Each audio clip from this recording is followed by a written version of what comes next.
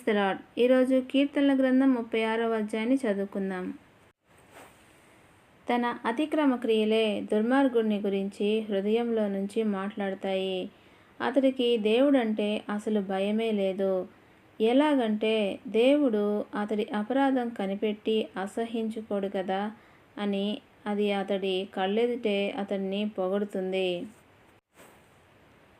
అతడి నోట కల్లబొల్లి మాటలు వెలువడతాయి. అందులో ఎంతో కపటం ఉంది. అతడు తెలివిగా ప్రవర్తించటం, మంచి చేయటం మానివేశాడు. పడకపై కూడా మాయోపాయాలు పన్నుతూ ఉంటాడు. అతడు అవలంబించే మార్గం బాగాలేదు. చెడుగు అతడికి అసహ్యం అనిపించదు. యెహోవా, నీ అనుగ్రహం ఆకాశాల వరకు, నీ విశ్వసనీయత అంతరిక్షం వరకు ఉన్నాయి. నీ న్యాయం బ్రహ్మాండమైన పర్వతాల లాంటిది. నీ తీర్పులు అగాధ సముద్రాల లాంటివి. యెహోవా, నీవు మనుషులను, జంతుజాలాన్ని సంరక్షిస్తావు. దేవా, నీ అనుగ్రహం ఎంతో విలువైనది. మనుషులకు నీ రెక్కల నీడ ఆశ్రయం. నీ ఆలయంలో ఉన్న సమృద్ధి వల్ల వారికి సంతృప్తి కలుగుతుంది.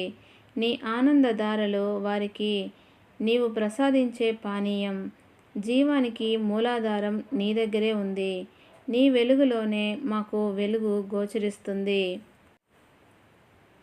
నిన్ను ఎరిగిన వారి మీద అనుగ్రహం చూపుతూ ఉండు. అంతరంగంలో నిజాయితీ గలవారికి నీ న్యాయాన్ని ఎడతెగకుండా కనపరచు.